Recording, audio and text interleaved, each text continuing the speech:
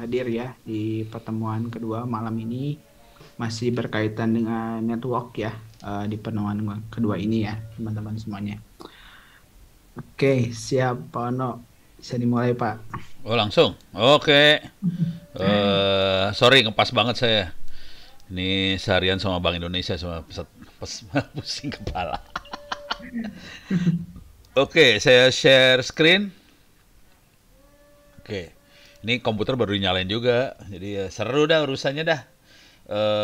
Kita akan masuk ke sini Cyber Army. Kita lihat materi ya. Nih saya kecilin aja lah biar rada enak. eh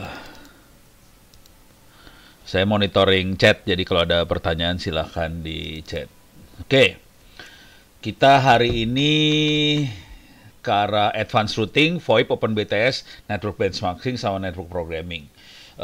Saya akan banyak praktek di advanced networking. Sebelum saya praktek, saya akan coba bahas tentang OpenBTS, network benchmarking, sama network programming. Tapi ini bahas doang ya. Kalau dipraktekin waktunya lama banget. Jadi nggak sanggup deh. Kira-kira gitu. Network programming intinya sederhana aja. Saya kasih contoh yang sederhana banget ya. Tapi itu ntar lah yang contoh-contoh ntar. Intinya network programming adalah kita programming peralatan supaya bisa komunikasi di jaringan. Kira-kira kayak gitu. Contoh yang paling gampangnya adalah Internet of Things. Jadi kita bisa, mau didemoin nggak ya? IoT misalnya. Saya kasih lihat aja makhluknya ya. Ini IoT paling enak sih Arduino IoT programming misalnya. Jadi kita programming tapi kita ngirim data. Jadi kalau programming yang normal kan input dari keyboard misalnya diproses di prosesor di komputer terus outputnya ke layar. Itu programming yang biasa-biasa kan kayak gitu, input proses output. Kalau di programming IoT adalah inputnya bisa dari sensor dan sebagainya. Saya kasih lihat gambar-gambarnya misalnya. Nah ini nih peralatan IoT-nya bisa pakai Wemos. Yang favorit saya sekarang Wemos. Kalau yang murah bisa pakai ini 35.000, gila. Terus kita pasangin sensor segala macam, terus kita coding, terus dia ngirim data ke server. Jadi input, prosesnya tuh kirim data, terus masukin ke server, bisa nampilin, kira-kira kayak gitu. Oke. Kalau mau nih makhluknya nih contoh-contohnya lah. Oke. Kalau udah seneng sih, saya sih suka kayak gini, jadi lucu-lucu, bisa program. Soalnya saya bikin program buat apa, nyiram tanaman di rumah di rumah di BSD ya. Soalnya di sana cuman seminggu 2 hari doang di sana, jadi sisa harinya harus otomatis semuanya. Jadi kalau mau otomatis kepaksa harus semuanya dikontrol komputer, akhirnya kepaksa. Tapi murah-murah sih barangnya. Programming yang paling lucu adalah object block. Anda bisa bikin account di sini free juga. Object blocks. Saya akan loginnya bisa pakai Google. Oke. Saya akan coba ngasih lihat login pakai Google. Oke, saya akan masuk ke object blocks pakai Google. Nah, programmingnya nanti kita masuk ke sini ya. Ini contoh. Programming yang normal sebelah kanan, pakai bahasa C. Kanan tuh pakai C. Cuman kalau buat belajar, kalau pakai object block bisa rada gila, kita bisa belajarnya pakai kayak ginian nih. Oh, parah banget. Ini programming kayak gini doang, parah banget. Gitu ya. Jadi kita bisa kayak gini, nanti kita masukin. Perhatiin kalau kita masukin di sini sebelah kanan akan keluar juga nih. Tuh kan keluar. Ini keluar. Ini bikin sensor cuaca lah kira-kira kayak gitu. Dan dia akan ngirim datanya ke server. Servernya ada di ini channel connect yang ini nih. Oke, ada servernya lah. Servernya object block, nanti dia akan keluarnya di sini. Ke dashboard. Nah, di sini akan keluar. Suhu humidity-nya akan keluar di sini. Kira-kira gitu contoh programmingnya ya. Oke, itu programming IoT. Dan IoT ini ranking kedua buat dapetin duit sih. Ranking pertamanya sekarang data science, ranking keduanya IoT. Minta maaf, cybersecurity ada di bawah itu. Jadi cybersecurity ada di bawah itu. Kenapa saya kasih lihat makhluk ini? Karena dia ranking kedua, banyak sekali orang mainan IoT segala macam. Konsekuensinya kita harus bisa ngamanin peralatan ini sih sebenarnya. Jadi jangan sampai datanya dirubah apa segala macam. Contoh IoT yang paling sederhana, paling sering kita pakai IoT-nya adalah ini sih sebenarnya, Google Map. Contohnya, saya masuk sini, Maps.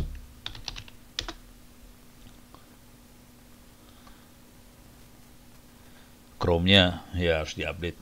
Lagi malas ngupdate. Pokoknya masih jalan, nggak gue update.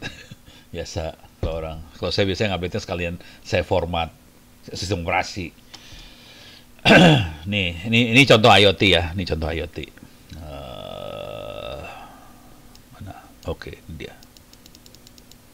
Oke, ini saya iseng aja dah, iseng.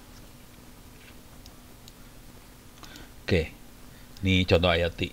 Kita bisa ngelihat kondisi lalu lintas Jakarta sekarang. Kelihatan di sini ada yang macet macet di daerah mana ini? Yang tol dalam kota. Kalau yang tol Outer Ring Road-nya lebih parah macetnya. Dalam kota macetnya parah banget.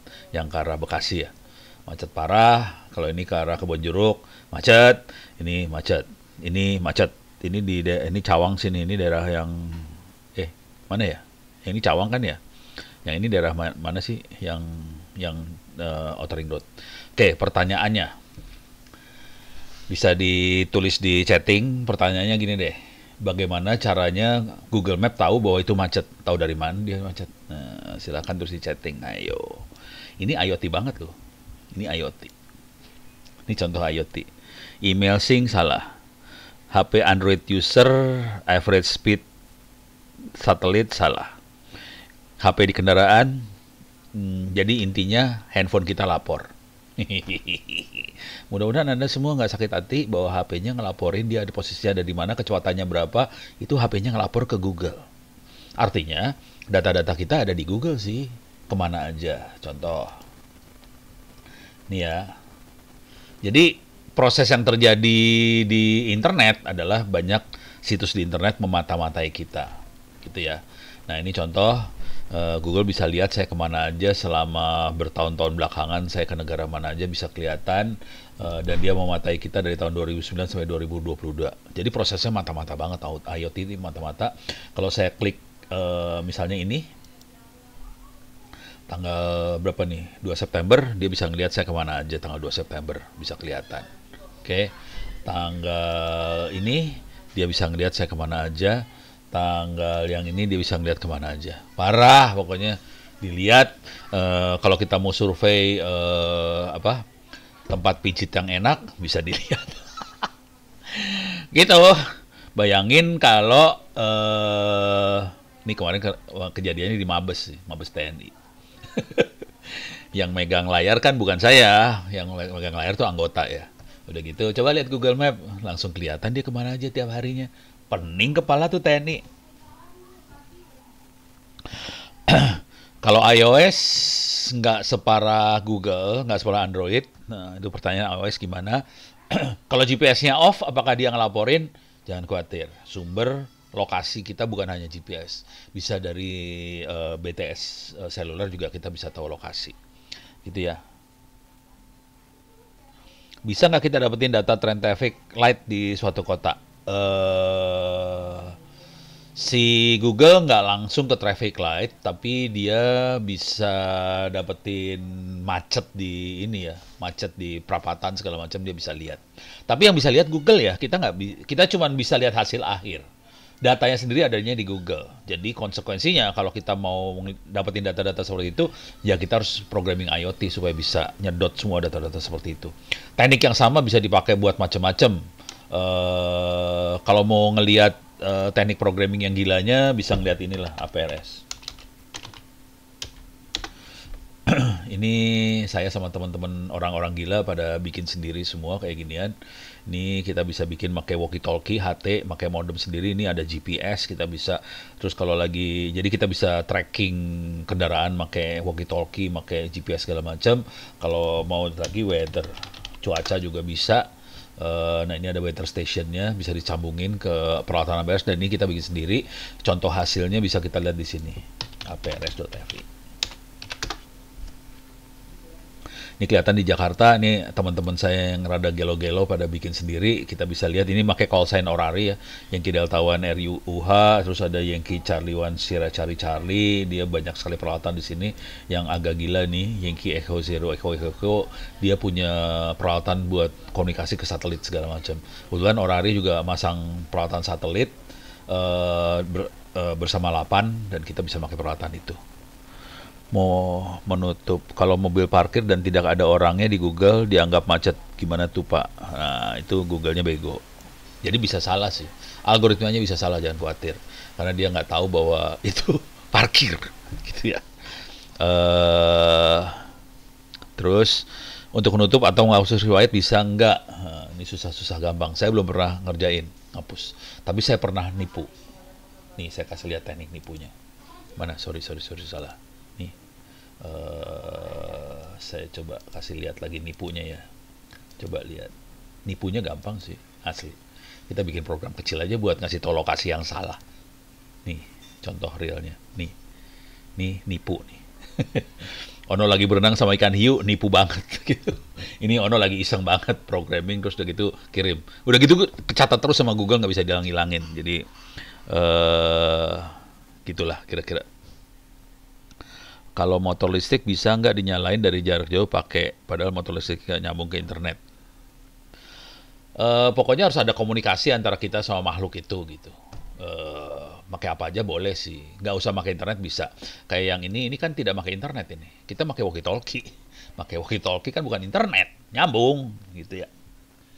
Jadi pokoknya harus ada komunikasi. Caranya gimana terserah, gitu ya. Kalau ini, jadi kalau mau iseng banget coding-codingan kayak gini bisa dilihat di GitHub.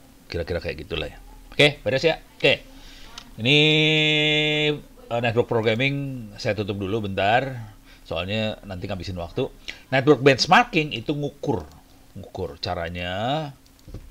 Masuk ke sini, masuk ke wiki saya, onocenter.org/wiki, terus network benchmarking. Kenapa kita perlu ngukur? Ini ada ngukur paket per second, bandwidth, file sharing, DNS, SQL, ngukur web segala macam. Kenapa kita perlu ngukur ini? Kita perlu tahu kondisi normal seperti apa, kondisi tidak normal seperti apa. Itu dilakukan dari hasil pengukuran. Jadi kalau misalnya kondisi normalnya harusnya bandwidthnya berapa, kok tiba-tiba jadi lemot banget? Nah, ini pasti ada masalah. Jadi ngukur itu penting buat ngetahuin kemampuan sistem, normalnya seperti apa. Kalau di luar itu berarti ada yang nggak beres gitu kira-kira. Nah untuk ngukurnya gimana? Misalnya paket per second itu banyaknya di router. Cara ngukur paket per secondnya diterangin di sini. Kita ke bawah. Nah bisa pakai ping. Kalau ping kan dua arah, tapi bisa juga pakai hopping. Pakai hopping 3. Itu terus kita ukur ininya, terus kita kalkulasi, kita bisa dapat berapa paket per second. Nah, ini kita bisa ngukur kemampuan router yang kita pakai. Misalnya kita pakai MikroTik yang kecil-kecil ya. Coba MikroTik kecil nih ya. MikroTik kita bisa pasang di komputer biasa juga sih sebenarnya. MikroTik 920 ya. Yang kecil-kecil kayak gini lah. Yang kecil nih, yang sejutaan 951. Jangan 20, 951 misalnya. Ini kayak ginian. Atau yang ada yang bawahnya nggak ya? 7 kali ya. Yang bawahnya lebih murahan lah. Nah, yang RB751 segala macam harganya lebih murah. Ini kemampuan paket per second-nya kecil. Bayangin kalau ini kita ganti sama i5 atau i7, kemampuan paket per second-nya jelas lebih gede. Jadi makanya di data center segala macam routernya pasti pakai prosesor yang besar supaya bisa menghandle paket per second besar. Jadi itu semua harus diukur pakai ini ya, pakai kayak gini diukur. Oke, jadi kita bisa ngetahuin performance. Kalau kita pengen ngukur bandwidth-nya berapa, kita bisa, ini ada beberapa cara ngukur bandwidth. Nih, sebagian pakai ngitung nih. Cuman kalau anda yang nggak mau kayak gini, caranya ya bisa download aplikasi Windows segala macam, install bisa keluar hasil langsung sih. Kalau saya kadang-kadang lebih suka ngitung. Karena asik banget kita bisa ngelihat banget makhluknya seperti apa. Jadi ngitungnya kira-kira mainannya kayak gini banget ya. Kita bisa tahu kira-kira kecepatannya berapa megabps. Kira-kira kayak gitu. Beres ya. Jadi ini buat ngukur-ngukur segala macam. Kita bisa ngukur file sharing. Ada file sharing ini. Pakai di bench. Kita bisa ngukur file sharing. Kemudian kita bisa ngukur DNS, SQL, database.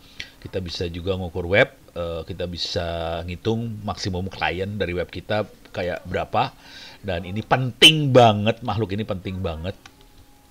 Kita bisa estimasi maksimum klien yang bisa dihandle dengan memori 16 GB RAM, maksimum kliennya berapa. Kenapa ini penting? Terutama di kementerian lembaga di Republik ini, kalau mereka menyediakan server, biasanya ngepas banget dan kadang-kadang oke jalan kalau usernya kagak banyak. Ini kejadian paling gampang kalau ada pengumuman PNS, ada pengumuman sekolah dan sebagainya. Mereka servernya seenak jidat aja. Udah gitu pas hari pengumumannya langsung kayak kena DDoS akhirnya. Karena kenapa kayak gitu? Karena yang mengimplementasi servernya nggak pernah ngitung kayak ginian. Sebetulnya maksimum kliennya berapa sih? Dia cuman, kasih aja 16 GB RAM server. Ya jalan sih, cuman pas dihajar klien ratusan, tewas gitu. Jadi ini harus diukur beneran sih sebenarnya. Oke, harus direncanain semua. Kalau enggak jadi kena kayak DDoS gitu. Jadi kayak gitu ya. Ngukur penggunaan bandwidth. Bisa mengukur penggunaan bandwidth berapa tidak. Oh, per aplikasi maksudnya ya? Kalau itu bentar bisa macam-macam sih, ngukur penggunaan bandwidth per aplikasinya atau per user segala macam. Paling gampang per user ya, per username. Jadi kalau ini seluruhnya ada yang per user nggak? Harus cari-cari sih. Saya kadang-kadang nggak ngelihat per user soalnya. Itu kalau ini ya, kalau lagi ngecer kita perlu per user. MRTG itu saya kasih lihat aja hasil akhir MRTG-nya ya kira-kira kayak gini. Cuman saya belum pernah per user. Ini bentuknya kayak gini. Penggunaan bandwidth dari sistem itu langsung ya. Dia akan ngomong pakai SNMP, Simple Network Monitoring Protocol. Jadi dia akan query ke servernya pakai SNMP, bandwidthnya kayak gimana segala macam. Nah, kalau per IP kemungkinan bisa query-nya jadi per IP masih bisa. Cuman saya ini harus di coding lagi nih. Coding yang normalnya sih seluruhnya diagregat, dijadiin satu. Keluarnya kayak gini. Jadi bandwidth kan kayak gini kira-kira ya. Kalau malam jatuh, kalau siang naik, malam jatuh, kira-kira kayak gini lah. Penggunaan bandwidth itu kira-kira kayak gini ya. Nah, kita pengennya per IP atau per user. Nah, ya udah, harus di-coding lagi. Kita harus nyari-nyari. Saya belum pernah ngerjain serius sih. Nggak apa luar kepala. Tapi logika berpikirnya kemungkinan bisa sih. Oke, kayak kaki. Iya, kira-kira kayak gitu.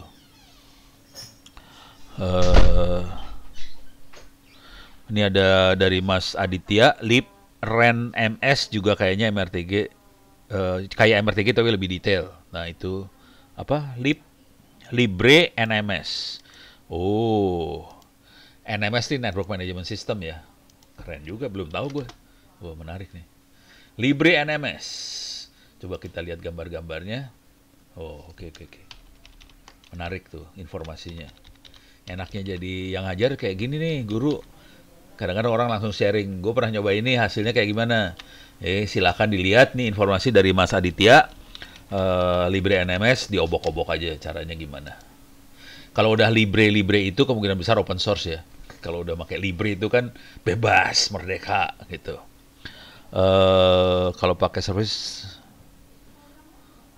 Amazon, waduh, gue belum pernah pakai Amazon, nggak tahu. Harus ngitung bandwidth apa kagak, nggak tahu. Kalau Amazonnya bagus sih harusnya nggak sampai separah itu sih. Harusnya kita bisa dapetin yang layanan dari Amazonnya. Harusnya logika saya ya, harusnya nggak sampai ngitung-ngitung banget sih. Oke, ada lagi Zabbix tuh. Oke, coba kita lihat Zabbix. Ya lah, salah. Salah, B-nya 2. Ada yang Docker, ada yang Windows. Nih. Oh, oke. Oh, oke, keren banget nih. Bisa ngelihat ini juga ya. Bisa ngelihat apa sih namanya? Topologi segala macam. Jadi kalau yang mati, service-nya segala macam bisa kelihatan sih. Oke, jadi banyak software seperti itu kita bisa monitoring. Tapi sebenarnya tadi urusannya buat ngukur doang ya, bukan monitoring jaringan. Jadi ini kategorinya udah Network Management System, NMS, NMS semua nih. Diberi NMS, Zabbix, MRTG lebih ke arah monitoring. MRTG bisa ngukur sih, cuman ya sebenarnya kategorinya lebih ke monitoring jaringan lah, kira-kira gitu ya. Itu ada pertanyaan dari Mas Dans. Grafana sama Zabbix bedanya apa? Gua kagak tahu. Belum pernah nyoba serius soalnya. Apa? Grafana. Grafana. Biasanya kalau diginin, nah ini keluar langsung. Oh, Zabbix data source for Grafana. Jadi Grafana, Zabbix sensornya, Grafana buat visualisasinya, kira-kira gitu. Oh, oke. Jadi Grafana lebih visualisasi, Zabbix buat sensor dapetin datanya, kira-kira gitu. Oh, oke. Jadi Grafananya lebih bagus buat urusan visualisasi ya, biar ngasih lihat tampilan segala macam Grafana. Tapi kalau tadi lihat Zabbix juga bisa ngasih tampilan, cuman tampilannya mungkin yang bagus lebih bagus Grafana kali ya, nggak tahu lah. Oh, ini Zabbix semua. Oke, bayang ya, beres. Oke, supaya bisa saya ngebahas banyak nih. Ini beres. Jadi benchmark udah, programming udah, sekarang urusan VoIP sama OpenBTS. Oke. Kalau mau cari-cari bisa lihat di Ono Center Wiki OpenBTS. Bukunya juga ada di Andi Publisher. Bisa dibeli. Jadi iklan, parah banget gue. Oke, yang seru dari OpenBTS ini sama fungsinya beda platform. Oh, beda platform. Oke. Itu Grafana sama Zabbix. OpenBTS cara berpikirnya kira-kira gini lah, cara berpikirnya. Kalau Anda ngerti yang namanya sound card akan mengubah suara yang digital dalam komputer menjadi suara yang ada di udara. Itu sound card. Jadi sound card fungsinya dari digital jadi suara di udara atau suara di udara jadi digital di komputer. Itu sound card. Dengan teknologi, dengan cara berpikir yang sama, kita bisa bikin GSM 2G, 3G, 4G, 5G pakai teknik yang sama. Jadi 2G, 3G, 4G segala macam itu sebenarnya cuma sinyal yang di dalam komputer. Cuman kalau zaman dulu nggak di komputer sih, secara elektronik dibikin, pakai rangkaian elektronik, tapi semuanya pakai matematik kan, sinus kosinus kali bagi tambah kurang, terus pakai alat seperti ini misalnya. Jadi sinyalnya dibikinnya di komputer, terus pakai kabel USB, masukin ke alat ini, terus dia bisa transmit, receive masuk sini, kira-kira kayak gitu. Oke. Ini makhluknya, Ethos Research USRP. Nah ini contohnya yang lagi operasional beneran, ini contohnya realnya. Oke. Oke, ini contoh realnya. Oke. Kalau ini ketahuan lah ini orang Indonesia. Pertanyaannya, jadi ini acaranya lagi workshop sih, lagi workshop. Ini orang Indonesia. Ini sentral teleponnya, ini OpenBTS-nya lagi dioperasin. Pertanyaannya, yang pakai baju biru orang mana? OpenBTS sudah legal katanya sekarang ya. OpenBTS untuk legal harus minta izin lah. Cina salah. Jadi bukan orang Cina, salah, gua kasih tahu dulu ya. Korea, Indonesia salah, India salah, Vietnam salah, salah semua nih kayaknya, nggak ada yang bisa nebak. Jepang, Bogor, halah, Malaysia salah, salah semua, salah. Citayam, ya siap. Probolinggo, ya udah ngaco banget lah. Ini yang pakai baju biru adalah orang Butan. Nulisnya gini ya, saya ketik nih. Bhutan. Carilah di Google Map, lokasinya ada di pegunungan Himalaya, sebelahnya Nepal, dan untuk masuk negara Bhutan nggak sembarangan, nggak semua orang bisa masuk negara Bhutan. Saya kebetulan bisa masuk negara Bhutan. Gitu. Jadi susah buat masuk negara Bhutan. Ngasih tahu doang sih, susah. Ono bisa masuk. Pernah masuk, bukan bisa, pernah masuk. Nah, pertanyaannya, ini foto diambil di mana? Ada yang bisa nebak nggak fotonya diambil di mana? Silahkan diketik, fotonya diambil di mana? Bogor salah, Surabaya salah, parah lu. ITTS ngaco, ITB apalagi, Jepang, Tangerang, Butan salah. Nih, nggak ada yang bisa nebak. Di dalam ruangan bener pinter banget deh lu. Di kantor, Pentagon ngaco. Udah salah semua, nggak ada yang tahu. Ini foto diambil di Thailand. Jadi kejadiannya adalah teman-teman saya di Thailand ngundang saya, no bisa nggak ngajarin cara bikin Telkom? Oke. Kenapa Ono yang diundang? Karena mereka nggak ada yang bisa ngajarin cara bikin Telkom. Ono ngajarin cara bikin Telkom. Yang jadi muridnya antara lain dari Bhutan ini. Jadi yang ngajar orang Indonesia di Thailand. Ngajarin orang-orang yang lain. Saya ngajarin orang Bhutan, Vietnam, Kamboja, Laos, segala macam sih. Gitu ya. Jangan khawatir, orang Indonesia yang ngajar. Untuk level-level itu Indonesia yang ngajar. Sampai hari ini kita oke banget sih sebenarnya. Gitu ya. Yang hebat orang Indonesia banyak loh yang kayak gini. Jangan khawatir, orang Indonesia gelo-gelo. Kalau lu pada tahu mah, sayangnya pemerintahnya kagak tahu ada orang gelo di Indonesia. Itu aja yang jadi masalah. Oke. Nah, akibat dari situ, ini kalau mau ngelihat di sini, kalau ini 2G. Nah, sekarang teman-teman si Fata, Yopi segala macam di Dinas Kominfo Tangerang Selatan, mereka sudah mulai gerak ke 4G dan 5G. Pakai teknologi yang sama, alat yang dipakai adalah ini sekarang. Etus B210. Ini dia makhluknya. Ini dia makhluknya. Oke. Image, bisa image nggak? Ini dia makhluknya. Oke, ada di Tangsel. Mereka sudah mulai berhasil on 4G-nya, sudah mulai bisa jalan, terus SIM card-nya bikin sendiri, dan kita kalau mau tahu software yang dipakai bisa masuk ke GitHub. Oke, open source softwarenya, namanya SRS Run. Ini buat di radionya kita pakai SRS Run, terus di central teleponnya kita pakai Open 5GS. Oke, ini yang lagi dieksperimen sama anak-anak di sana. Jadi kita udah mulai masuk ke arah nih, kelihatan 5G core. Parah, mainannya udah kayak ginian, serius. Kalau MC Catcher apakah menggunakan OpenBTS?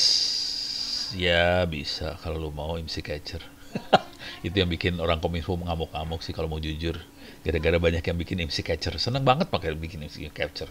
Cuman kalau udah main 5G, kalau udah ngerti yang namanya 5G, 4G segala macam, lu dapet MC-nya juga percuma sih. Nggak akan bisa connect sih sebenarnya. Kalau 2G-nya bisa connect. Cuman kalau 5G nggak bisa. Sekedar MC nggak bisa connect. Gitu ya.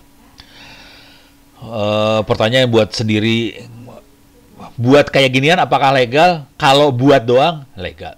Kalau ngoperasin beneran, perlu izin. Gitu aja sih. Pertanyaannya izinnya susah nggak? Nggak susah juga sih. Sekarang kemarin kita berhasil nego ke Kominfo, ke waktu Pak Rudiantara jadi menteri, kita nego supaya kalau kita bikin jaringan eksperimen diizinin. Asal kita bikin proposal ke mereka, nanti mereka akan ngasih izin sih sebenarnya buat bikin eksperimen mainan kayak ginian. Jadi kita di Tangerang Selatan, kita lagi eksperimen, cuman karena mereka Dinas Kominfo, ngomong soal Kominfo lebih gampang, mereka lagi ngomong aja sih, nggak lebih gampang. Frekuensi yang kita pakai rencananya di, nggak tahu, bebas merdeka sih sebenarnya. Kemungkinan kita main di 3,3 GHz kemungkinan. 5G sama dengan Huawei.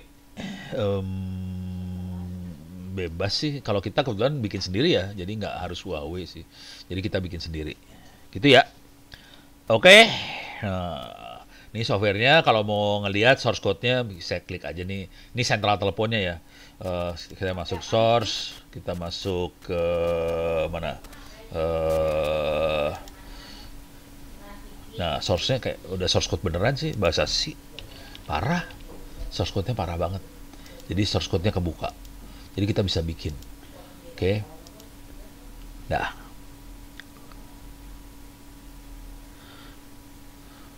Ya Menkominfo diganti, aturannya kan nggak diganti.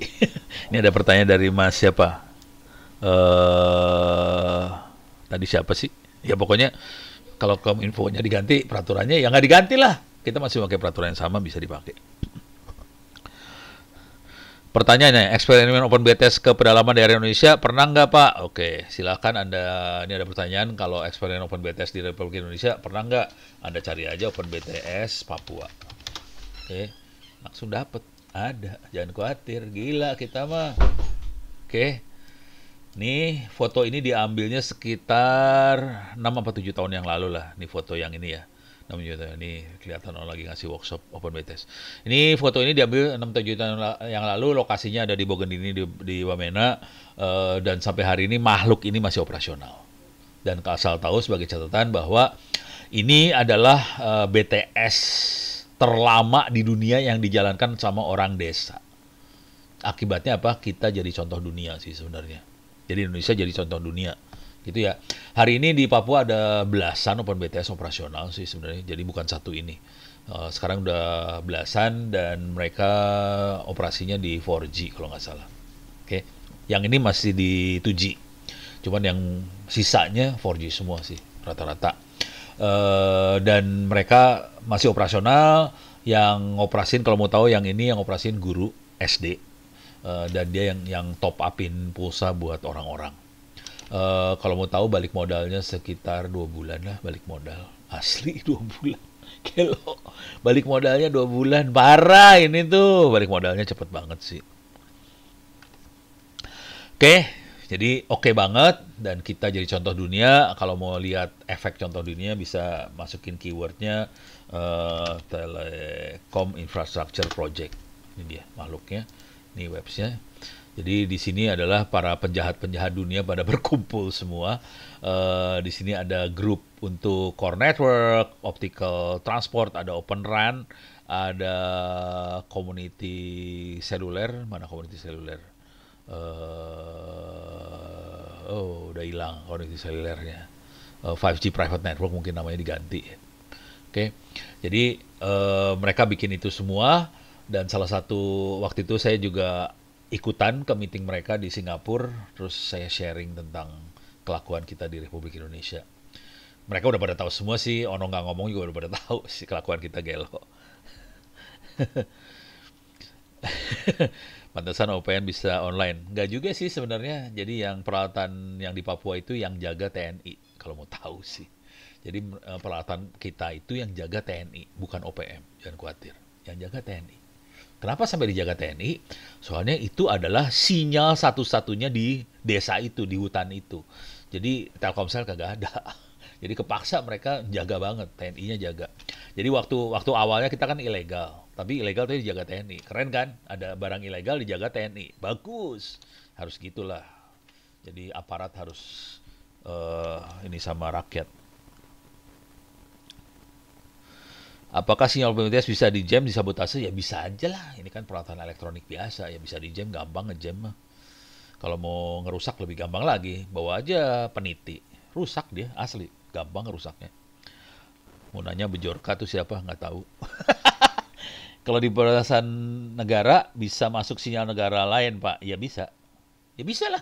Sinyal kan nggak tahu batas negara. Jadi, sinyal bisa bablas ke negara lain, jangan khawatir. Orang radio gue sampai ke Amerika kok. Bentar ya, coba gue lihat. Radio saya sampai mana? PSK Reporter. Map display.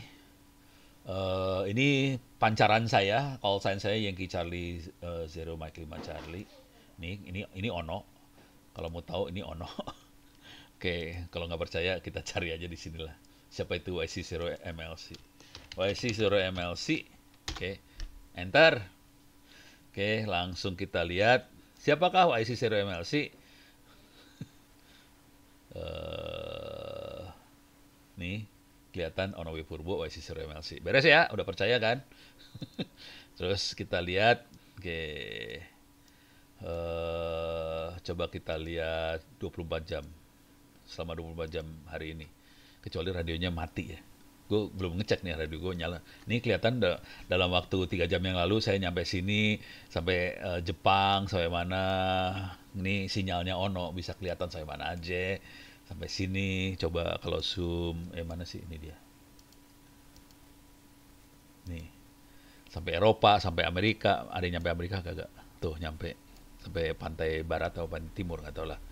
Sampai Australia, sampai Hawaii, nyampe lah. Jadi sinyal mah kagak nggak ada urusan sama batas negara, jangan khawatir. Gila. Oke. Jadi ini saya on air, terus sinyalnya saya mana bisa dimonitor juga sih. Ya ini kelakuan orang-orang gila. SIM cardnya dapat dari mana? Ini bukan pakai SIM card, ini mah pakai radio. Saya kasih lihat lah radionya, saya pakai IC 718. Ini radionya kayak gini. Sorry, yang lagi saya pakai, kebetulan saya punya 2 radio sih. Yang saya lagi pakai yang ini 707. Lihat gambarnya, agak beda. Yang ini yang saya pakai. Gitu ya, kagak pakai SIM card radionya. Cuman saya juga ngoprek sendiri. Kalau yang paling bagus, kalau mau ini jadi ngomongnya ngaco ya. Udahlah, stop dulu lah. Kira-kira mainnya kayak ginian. Bisa ya, beres ya, sip. Oke. Tapi dasarnya ini karena saya tukang main ngoprek radio, jadi main Open BTS gampang, VoIP gampang, segala macam. Di belakang Open BTS VoIP, jadi kalau Anda bisa nyari tentang VoIP, kita bisa bikin Telkom sendiri sih. Gitu ya, gampang sih. Free semua softwarenya. Kalau mau cari di sinilah, di Open Course. Open Course lah, di Ono Center. Oke. VoIP. Oke. Nih, kalau mau bikin sentral telepon ada di sini bawah. Soft switch. Ini sentral teleponnya. Contoh kalau mau yang kualitasnya bagus pakai OpenShift bisa. Nih.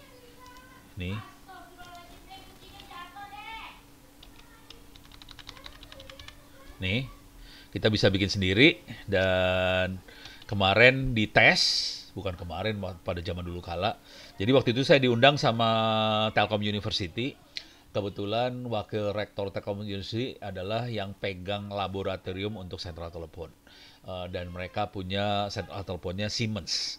Udah gitu, saya kan gelo kan, saya bawa komputer saya, server, pakai Xeon. Kemudian saya nanya ke dia, oke, sentral lu Siemens kan, bisanya 25.000 call per second kan? Ya, bener.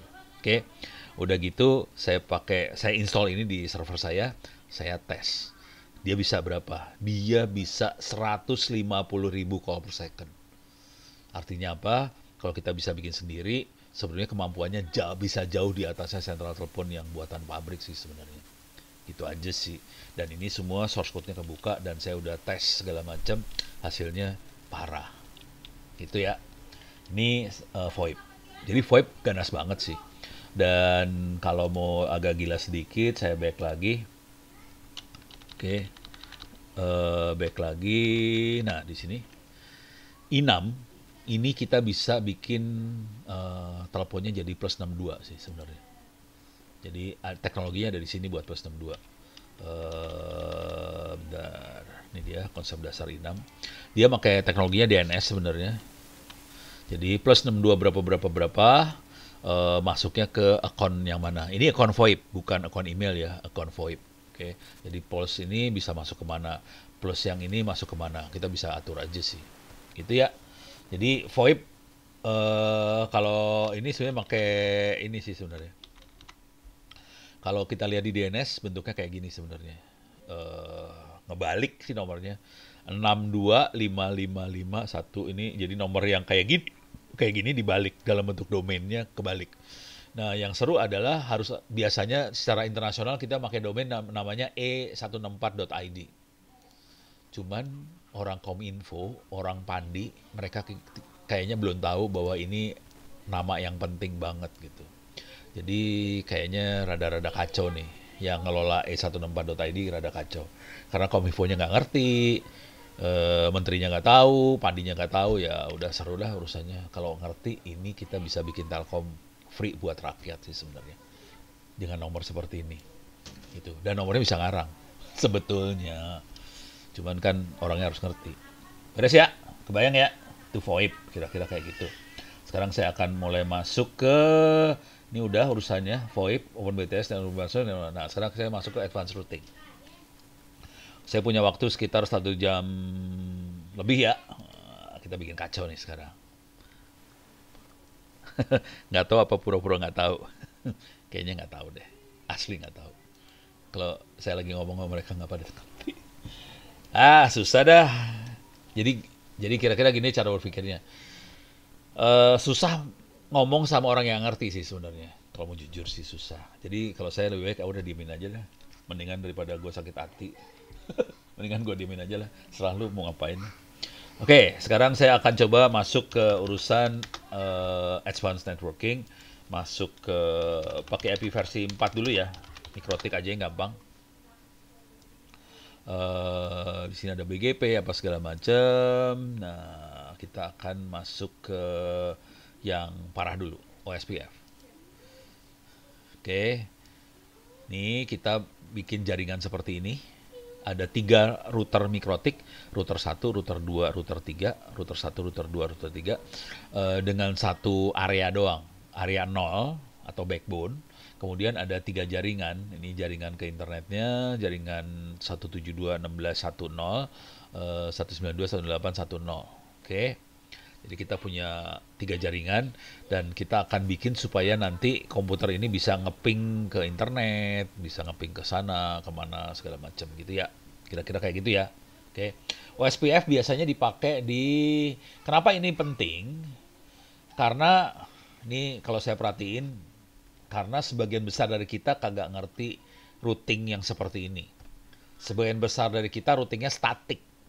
Kalau mau ke misalnya komputer yang ada di sini, ada di R1 sebelah kiri, mau connect ke R3 sebelah kanan.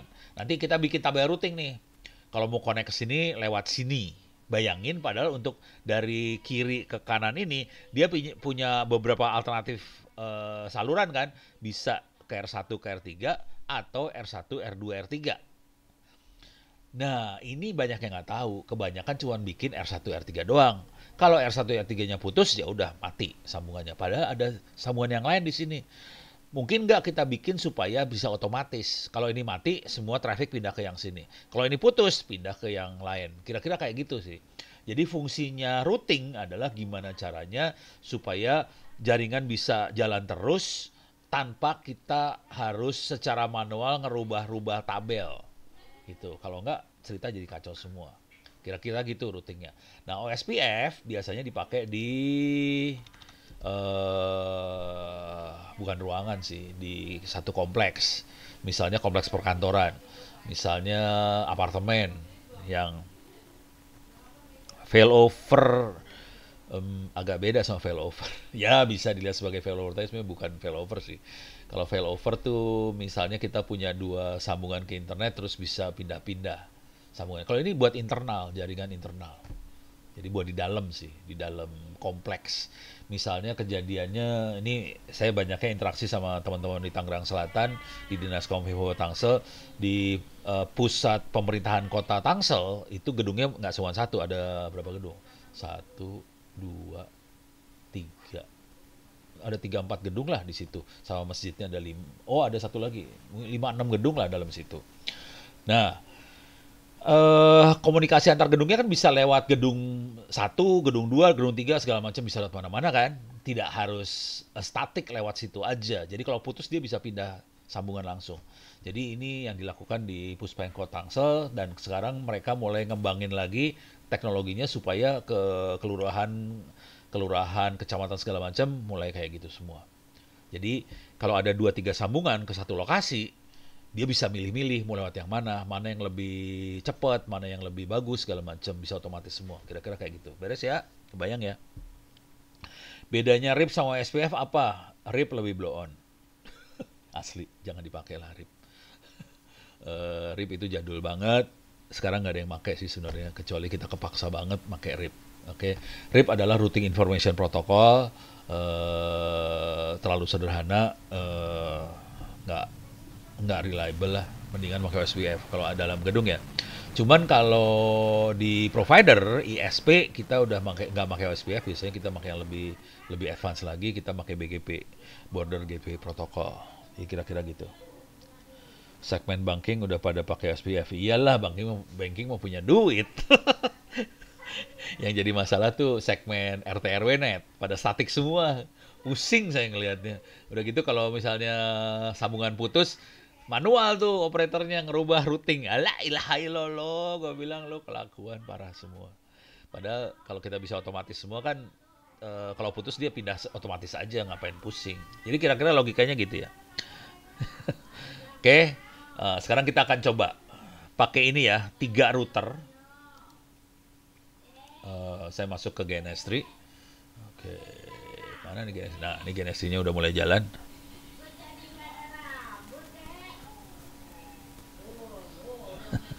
TP-Link, Toto-Link.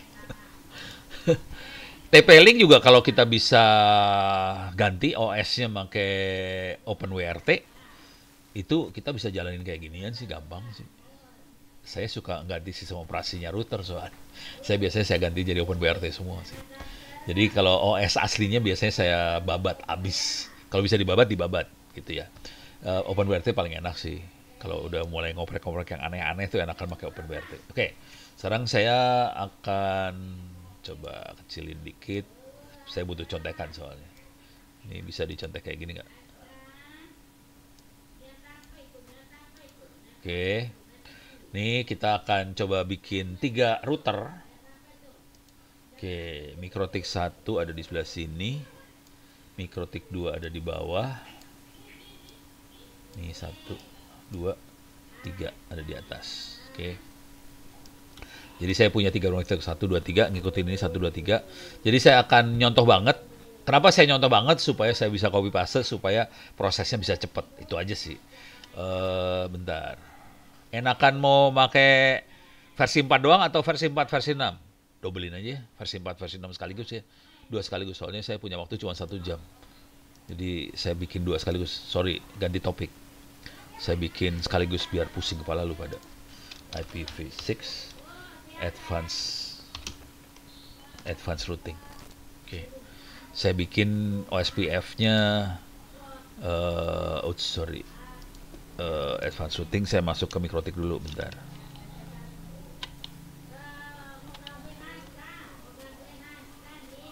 Oke, ini dia Mikrotik ya. Versi 6 Mikrotik. Sekarang saya akan bikin supaya OSPF sederhana aja ya. Nah, gambarnya sama aja sih, gambarnya sama. Cuman kita akan pakai 2 IP sekaligus, versi 4 sama versi 6. Kalau pakai Porti bisa nerapin OSPF. Porti itu apa ya? Nggak tahu gue. Porti apaan sih? Porti. Fortinet. Oh, Fortigate. Ya bisa lah. Itu makhluk mahal. Pokoknya yang mahal-mahal mah bisa. Pasti bisa lah. Coba gini aja ya. Pakai Fortinet, Fortigate. Uh, Fortigate ya. Fortigate OSPF pasti bisa lah. Nih. Tuh basic sama Fortinet documentation tuh ada lah. Pasti ada lah gituan mah. SPF tuh udah standar sih sekarang. OSPF sama BGP mah standar banget nih. Oke, jadi bisa dibaca-baca. Kemungkinan sintaksnya mungkin beda-beda dikit satu sama lain, agak beda dikit tuh. Nih bentuknya kayak gini nih, kalau Forti ya. Bentuknya kayak gini. Tapi ntar cara berpikirnya nggak beda jauh loh sama Mikrotik, nggak beda jauh. Saya akan pakai Mikrotik. Kenapa pakai Mikrotik? Karena sebagian besar muridnya orang pakai Mikrotik. Jadi kepaksa orang pakainya Mikrotik juga dah. Biar sama dengan murid lah. Oke, sekarang saya akan bikin sambungannya. Aduh, pindahin dulu. Bentar. Oke. Jadi saya akan sambungin Ethernet. Ini router 1 ya. Nyambungin E0, nyambungin ke Ethernet 0 E3. Jadi saya ngikutin banget nih. Kenapa ngikutin banget? Supaya konfigurasinya tinggal copy paste. Kalau nggak kacau. Oke. Ethernet 0, masukin Ethernet 0 E3. Oke, nyambung. E1 masukin Ethernet E2. E1 masukin E2 Ethernet 0. Terus E2 ini masukin ke LAN 192.168.1.1. Jadi ini ada LAN. Nanti LAN-nya saya akan pakai server aja kali ya. Oke. Jadi di LAN-nya ini saya akan pakai server. Di sini saya akan pasangin server. Oke, ini saya geser dikit dulu. Jadi di sini E2 masukin ke 192.168.1.1. Oke, jadi saya akan masukin E2 masukin ke server. Jadi nanti IP-nya dia adalah 192.168.1.2, 1.3 dan sebagainya. Harus satu keluarga soalnya, kalau nggak bisa nyambung kan, gitu ya. Tapi IP-nya ini statik, saya nggak akan jalani DHCP, saya akan pakai statik aja dari server ini. Oke, nah sekarang di sini,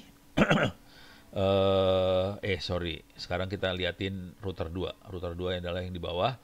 E0 masukin, belum berarti E0 masukin, udah nyambung ke sana ya. Udah nyambung, E0-nya udah. Sekarang E1 masukin ke router 3 E1. E1 masukin router 3 E1. Oke, udah nyambung. Oke.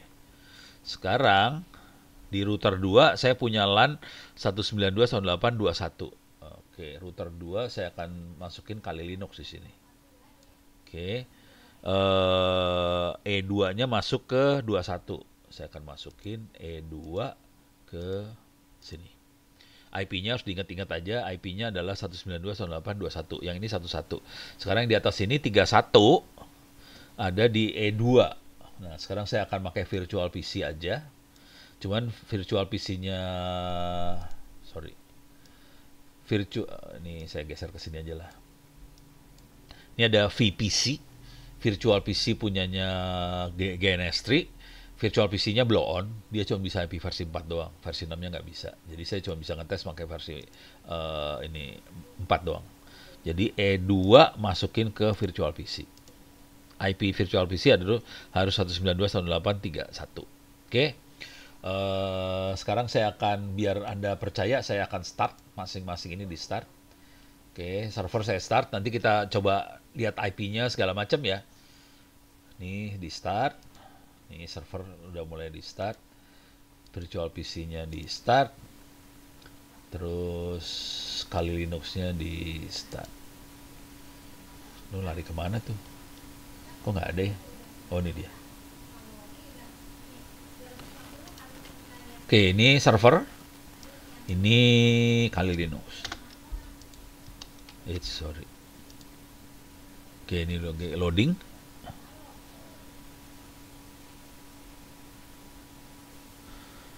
Bagusnya per subnet itu per device ya.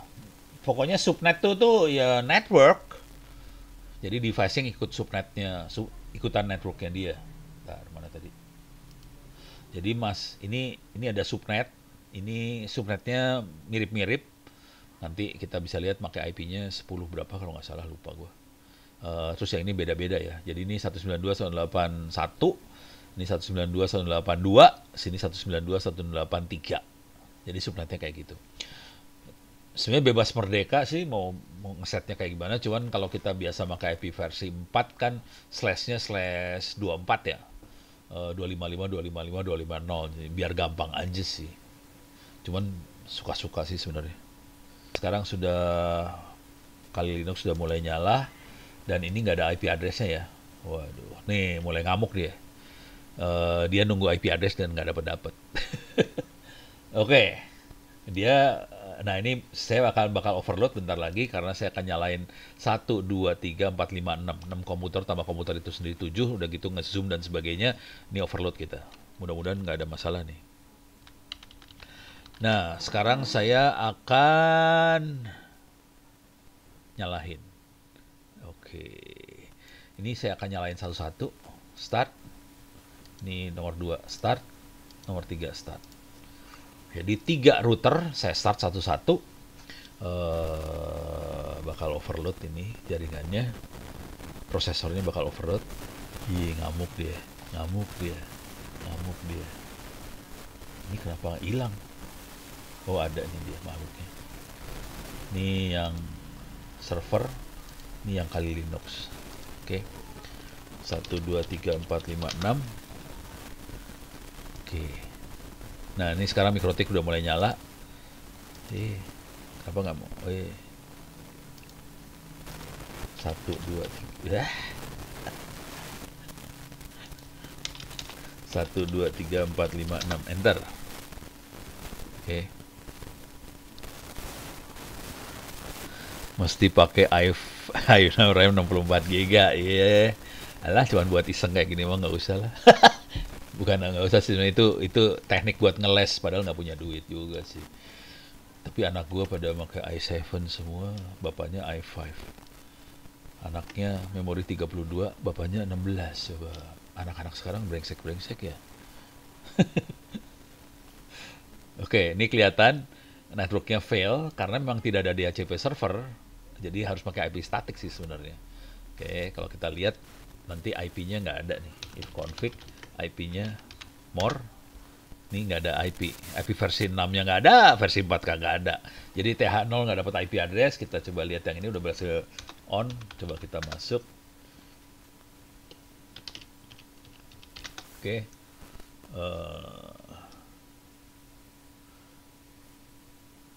Oke. Sekarang saya akan bikin IP-nya sesuai dengan ini dulu ya. Sesuai sama ini. Saya bikin IP statik di sini. Jadi router 2 IP-nya 192.168.21. Oke.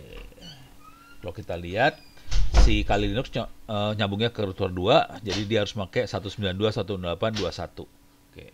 Saya akan setting Kali Linux-nya. Saya akan setting dia masuk ke connect lagi bego.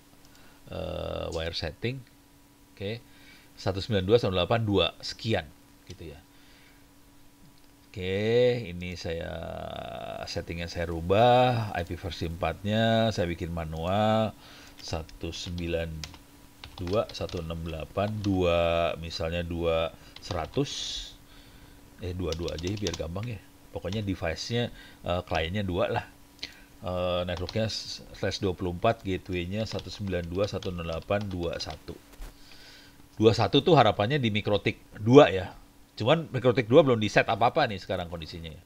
Apply, saya matiin, saya nyalain lagi. Coba kita lihat, IP versi 6 belum di set. Coba kita lihat. Nah, ini udah jadi 22. Coba kita ping 192.168.21, nggak bisa. Saya akan coba ping ke 11, nggak bisa. Saya akan bikin servernya 12 ntar ya. 1.2. Nggak bisa juga. Nggak bisa nyambung semua ya. Bukan sulap, bukan sihir, tidak nyambung. Oke. Coba kita lihat. Alah. Lemot, Lemot, parah, Alah. Ngamuk dia. Oke. If config. Lama banget ya. Ngamuk dia.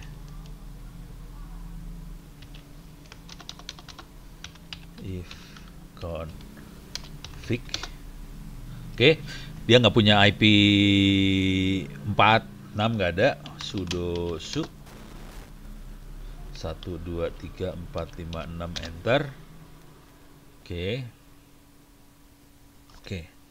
If config ENP0 S3 192.168.112 netmas 255.255.255.50.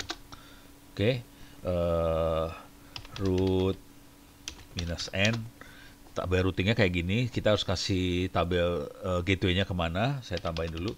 Root at default gateway 192.168.111. Oke. Coba kita lihat lagi, tabel routingnya udah tambah, ada defaultnya ke 192.168.111. Cuman 192.168.111 belum kita set karena itu berupa mikrotik yang masih kosong. Coba kita ping dulu 192.168. Oke, nggak respons. Coba ke 21 kagak respons, 22 kagak respons. Bukan sulap, bukan sihir, kagak respons. Oke, Coba kita masuk lagi ke sini, ke PC 1 ini. Oke.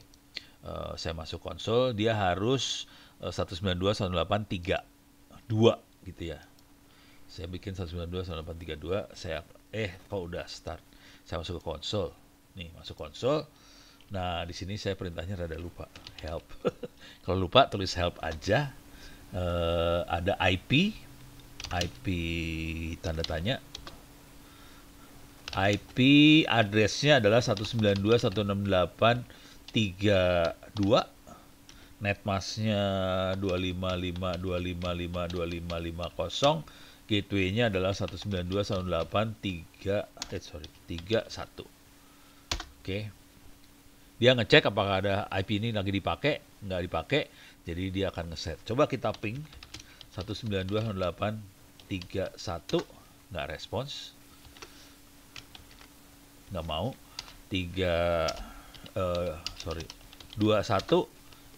nggak respons, semuanya nggak respons karena routingnya belum diberesin. Oke, ke 11 juga sama juga nggak respons.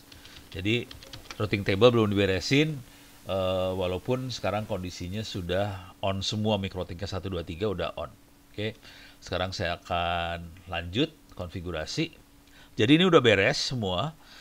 Klien-klien udah dikasih IP versi 4, versi 6-nya belum. Nanti kita akan kasih versi 6 juga ya.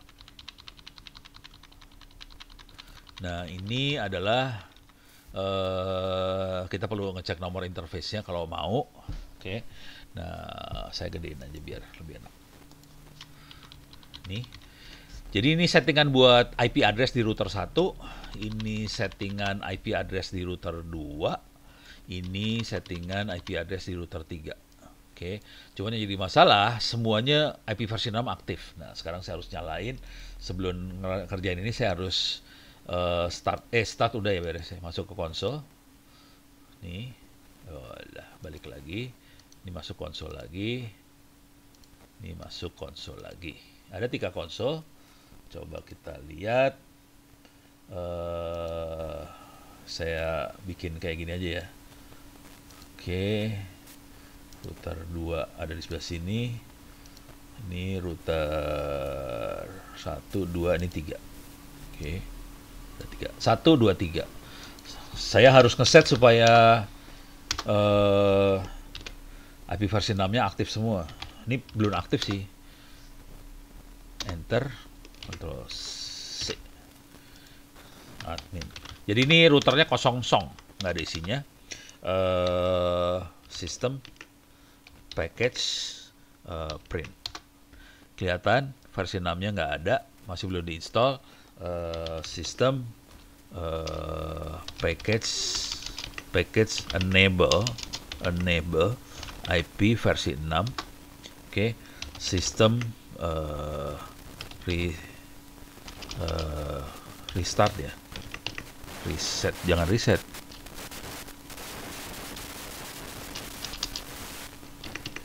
Sistem reboot. Yes. Ini sama, sistem package print versi 6 belum aktif.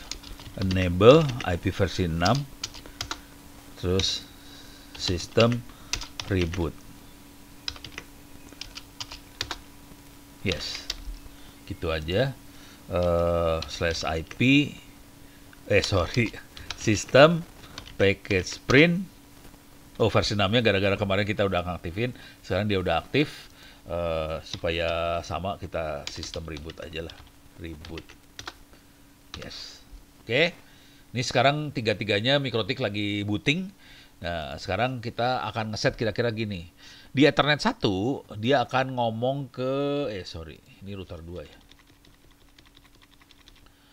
Ini harus ngikutin banget sama ininya ya. Sama ini nih. Jadi Ethernet 1 sama dengan E0-nya si GNS3. Beda 1 nih. Oke. Beda 1. Jadi kalau di GNS3 namanya Ethernet 0, kalau di mikrotik namanya Ethernet 1. Jadi beda 1 ya.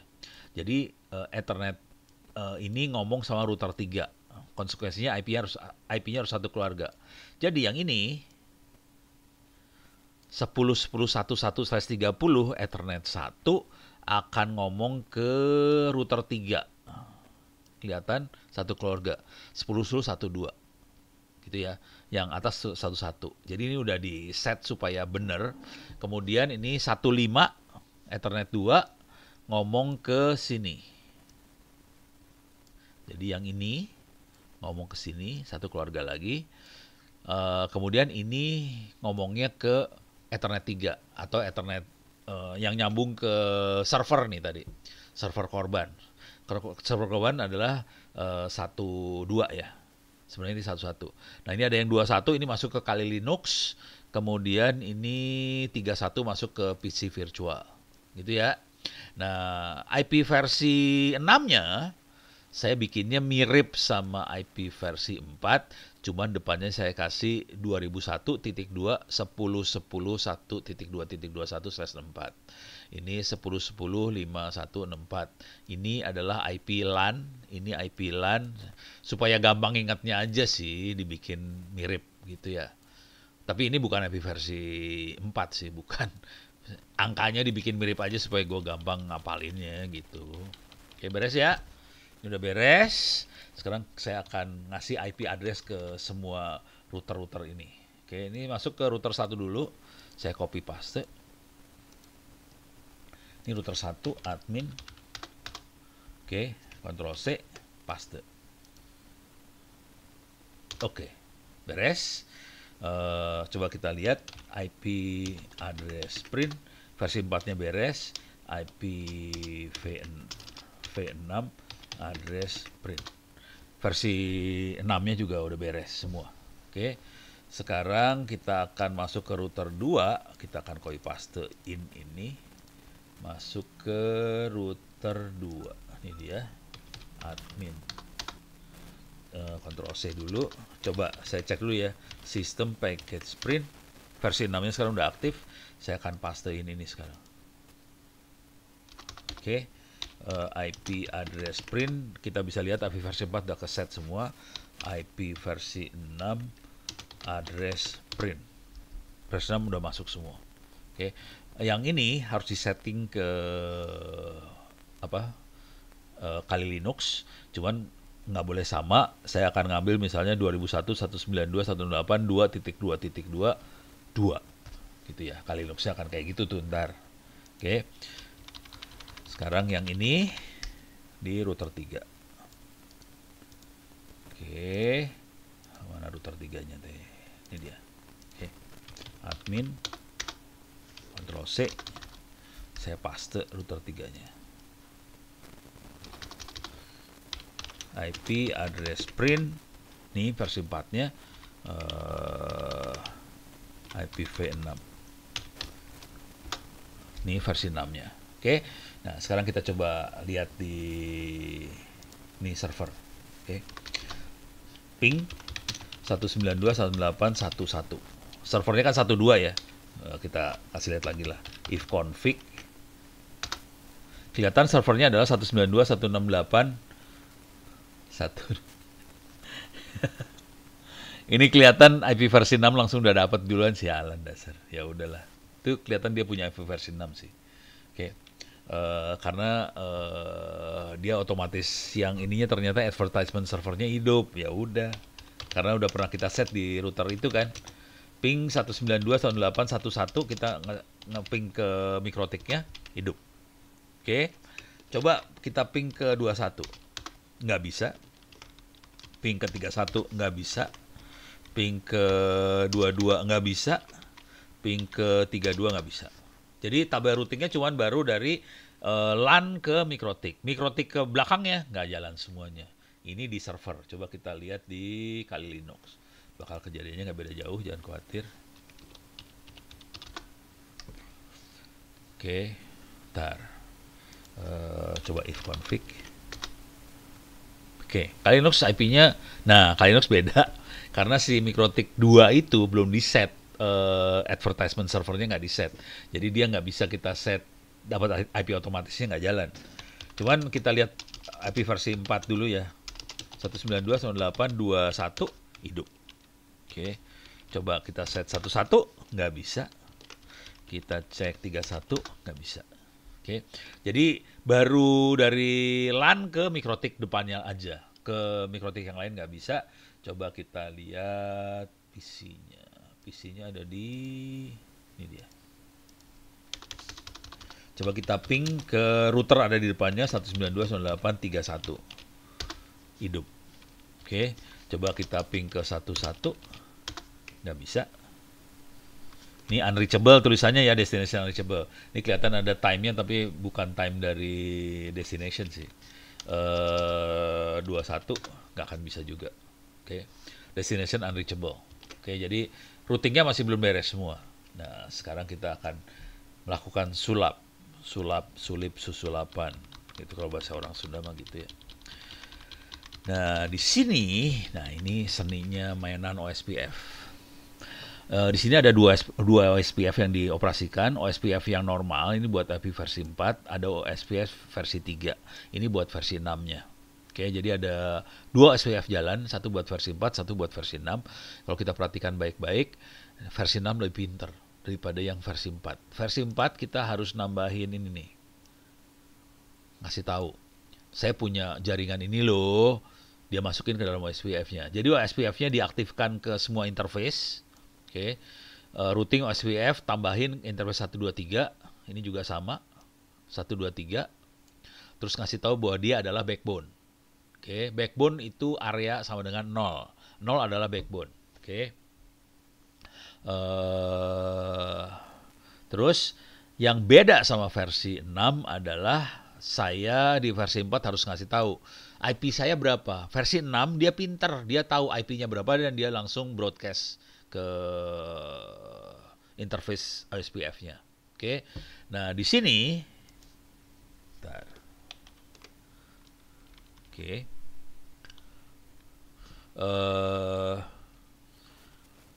Kalau ada routing default, dia akan ngasih tahu ke router yang lain bahwa dia punya tabel routing default. Default artinya dia punya sambungan ke internet ya.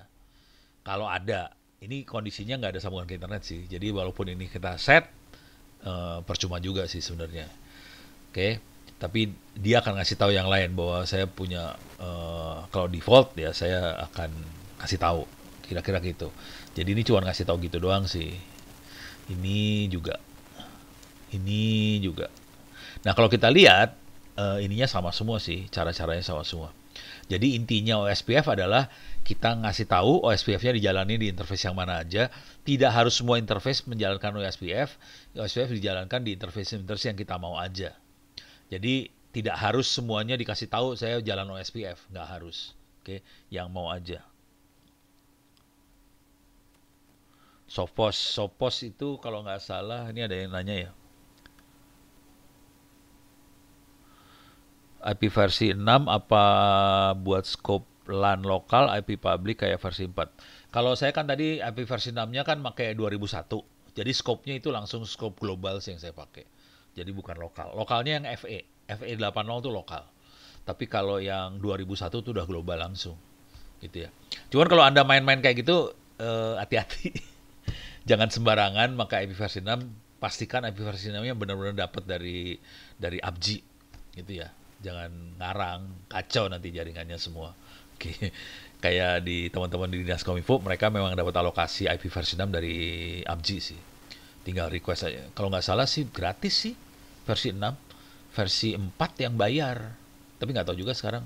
Dulu saya dapatnya gratis. Coba ABGI IPv6 request.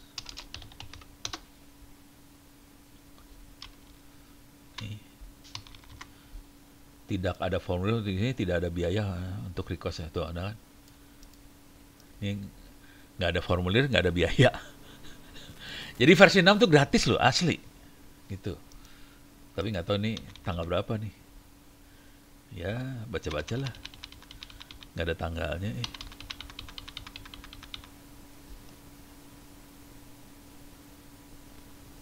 Ya gitu.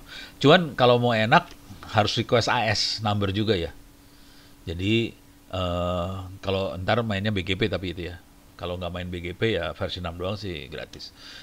Kalau mau enak sih kita minta AS number, BGP jalan, versi 4 jalan, versi 6 jalan, semuanya jalan.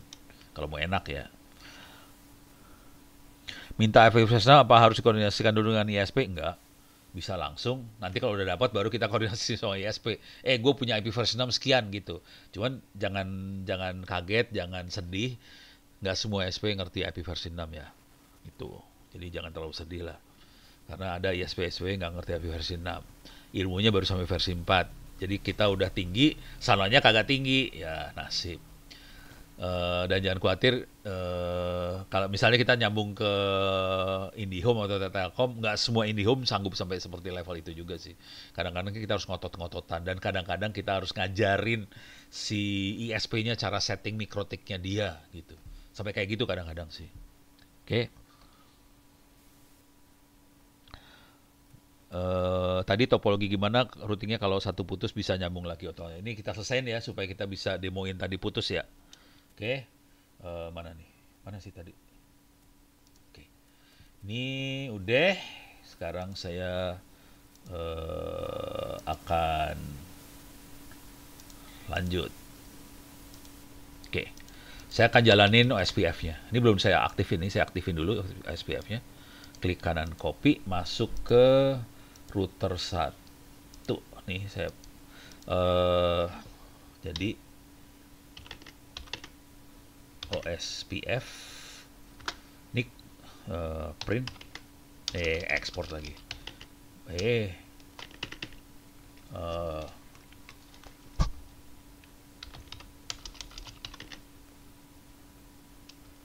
instance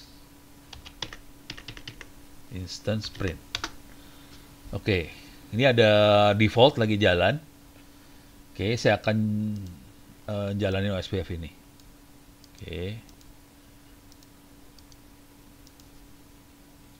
Oke, ini lagi saya aktifin di router 1. Saya akan masuk ke router 2. Saya aktifin OSPF juga. Bentar, router 2. Ini dia router 2. Saya paste di sini. Oke. Sekarang router 3 saya akan paste di sini. Nah, kalau Anda sudah main pada level seperti ini, kemungkinan besar Anda nggak akan mau pakai Winbox atau web config lagi udah. Soalnya udah copy paste doang udah. Asli. Dan saya biasanya copy paste udah gitu kalau ada nanti konfigurasi saya akan simpen backupnya dalam bentuk file text supaya kalau nanti ada apa-apa saya tinggal reset router itu terus copy paste konfigurasinya. Jadi cara saya udah mainannya command line, tidak pakai Winbox, tidak pakai web config. Semua konfigurasi dalam bentuk command line teks aja kayak gini.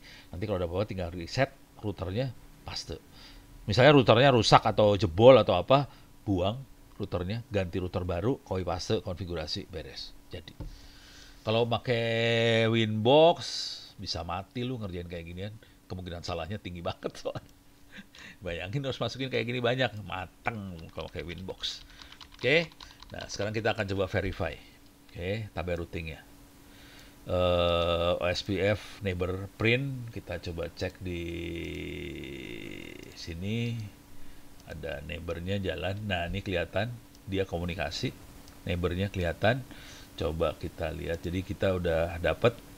Coba kita ngelihat routing table routingnya aja ya.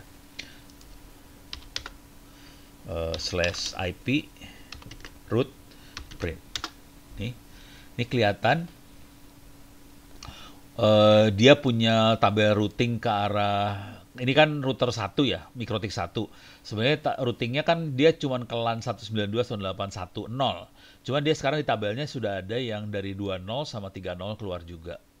Dia tahu lewat gateway-nya yang mana untuk masuk ke 2030. Kalau kita perhatikan, di sini ada ADO. Yang O itu adalah yang OSPF. Jadi O ini OSPF. Yang ini 2 ini OSPF juga nih. Yang CCC itu bukan OSPF. Itu yang statik dari konfigurasinya dia. Tapi yang OO itu OSPF. Coba kita lihat lagi ke mikrotik 2. Coba IP root print. Ini kelihatan sudah masuk. Oke. Terus ini OSPF, ini OSPF. Beres ya. Eh, Oke, sekarang coba kita cek bisa nggak kita ngeping. Ini kita masih pakai IP versi 4 doang ya, versi 6-nya belum di set. Coba ping ke 192.168.1.1. Sekarang hidup. Oke. Ini Kali Linux kalau Anda ingat IP-nya adalah 192.168.2. Coba kita lihat pakai ifconfig lah. Ifconfig more. Iyalah. More. Oke. 192.168.22. Kita ping ke 11 bisa, ping ke 21 bisa, coba kita ping ke 31 bisa, ke 32 bisa. Jadi kita bisa ping kemana-mana sekarang. Beres ya? Coba kita nge-web ke server yang ada di 12. Oke, kita browse ke server yang kita pakai kemarin buat ngetes. 192, start new session aja. Walah. 192.168.1.2. Oke. Squirrel mail. Oke. Kita masuk ke server 192.168.1.2. Username-nya ono, passwordnya 123456. Masuk. Don't save. Jadi kita bisa masuk. Cuman ini masih IP versi 4 aja. Karena versi 6-nya belum di set. Oke, sekarang saya akan coba ngeset versi 6-nya. IP minus 6 address add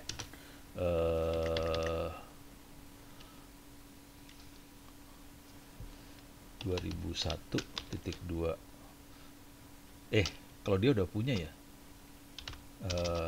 If config. Tuh dia udah punya nih, tapi IP-nya jelek nih. 192.168.2.192.168.1 A0027FF dan sebagainya, jelek banget. Scope-nya kita lihat bisa global. Sekarang saya akan, biar Anda semua ingat, biar saya ingat lagi aja, saya akan masuk ke cari contekan cara ngeset IP versi 6, IP versi 6-nya. Oke. Bentar. Konfigurasi interface. Oke. Tambahkan versi 6.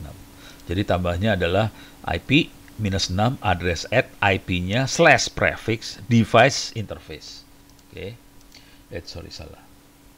Masuk ke server ya. IP minus 6 address add IP-nya 2001.2.192.2.168.2.2/64 device ENP0S3. Coba if config. Dia harus punya 2 IP versi 6 sebenarnya. Kita bisa lihat dia punya 2, 2001.192.168.2.22 sama yang A0027FF dan seterusnya. Oke. Coba kita dari Kali Linux. Kali Linuxnya belum di set IP versi 6-nya. Jadi harusnya nggak bisa nyambung. Ini kalau kita lihat if config, versi 6-nya belum di set dia. Belum di set. Jadi kalau kita mau pakai kayak gini, http://2001.2.192.2. Nah ini nggak bisa nih. Nggak bisa. Karena dia belum punya IP versi 6-nya. Oke. Sekarang saya akan masukin IP versi 6-nya. Saya harus tambahin tabel routing juga ya. Kalau yang di server udah beres nih urusannya.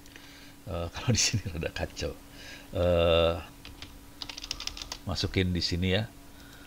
Kalau di sini kepaksa harus pakai lewat sini. Kalau lewat command line bakal di rewrite sama interface yang ini soalnya. Oke, saya nambahin di sini versi 6. Saya bikin manual. Addressnya 2001.2.192.2.168.21. Salah. 2.22. Prefixnya 64. Gateway-nya adalah 2001.2192 168.2.2.21 gitu ya. Oke, saya matiin, saya nyalain lagi. Caranya gitu doang, matiin, nyalain, dah beres. Coba kita lihat di sini. Sekarang dia punya 2001, 192, 198, 2.22. Coba kita ping 2001, 192, 168, 2.21 nyambung. Oke, coba kita ping ke 11 nyambung. Kita ping ke 12 nyambung. Kita ping ke 31 nyambung. Jadi versi 6-nya langsung nyambung semua karena tabel routingnya udah beres semua. Coba kita nge-web di sini. Ini bukan HTTPS, HTTP, nggak pakai S dia. Saya akan masuk ke Squirrel Mail. Oke, masuk. Username-nya Ono, password 123456, masuk. Oke. Nah, sekarang kita akan coba putusin ya. Kita putusin. Bentar. Tapi butuh waktu sekitar 1-2 menit buat tabel routingnya beres lagi. Jadi pas putus, tabel routing kacau sih sebenarnya. Dia butuh waktu buat sinkronisasi buat semuanya lagi. Oke. Nah, ini jadi kan dia punya pilihan dari server mau ke Kali Linux bisa langsung, bisa lewat. Jadi bisa Mikrotik 1, Mikrotik 2 masuk ke Kali Linux atau Mikrotik 1, Mikrotik 3 masuk Mikrotik 132 masuk ke Kali Linux. Sekarang ini saya putusin nih. Ini saya delete. Oke. Oke. Sekarang kita akan coba bisa nggak dia ngeping. Oke. Ping 1.2.22 itu ke server langsung ya. Versi 6 nih pingnya. Oke, nggak bisa. Harus ditunggu. Nanti butuh waktu. Nih unreachable sekarang kondisinya. Soalnya tabel routingnya kan dia berusaha nyari yang OSPF adalah Open Shortest Path First. Jadi dia akan nyari sambungan yang paling dekat. Nah ini udah nyambung sekarang. Jadi butuh waktu bentar buat tabel routingnya diberesin lagi. Udah gitu dia nyambung lagi sekarang. Beres ya? Kayak gitu sih. Tapi kalau misalnya putus-tus gitu, nggak ada pilihan lagi ya bubar. Gitu kira-kira tekniknya, saudara-saudara. Ini kalau mau main-main disambungin lagi, misalnya ini tadi nyambungnya kayak gimana ya gua? Yang ini ya. Ini nyambungin ke sini ya. Nah ini kan nyambung lagi nih, ada 2 lagi. Kalau lagi geblok, kalau gilanya kita keluar, ya kita putusin aja lagi 1 di sini. Oke. Cuman tabel routingnya karena dia berusaha lewat yang apa sih namanya, yang sambungan yang paling dekat, ya nggak apa-apa. Kelihatannya kayak nggak apa-apa, padahal putus sih sebenarnya, lagi putus. Beres ya? Sip kan? Seru. Oke, ada pertanyaan sampai sini? Nggak ada, aman. Gue pengen ke toilet nih masalahnya nih, jadi masalah itu nih. Pingnya nggak berubah soalnya tabel routingnya, walaupun tabel routingnya berubah, ini kondisinya aman sih. Karena dia lagi pakai routing yang ini, jadi yang ini putus nggak peduli dia. Sebetulnya gitu kondisinya. Oke, aman. Ada pertanyaan? Nggak ada, aman. Ini gue lagi, perut gue nggak enak nih. Minta maaf, perutnya lagi kacau. Ini saya tutup dulu ya bentar ya. Perut nggak tahan nih soalnya. Saya rasa sekian dulu deh. Kang ini Fakir, lanjut. Saya ke toilet dulu. Gitu ya. Sorry, punten.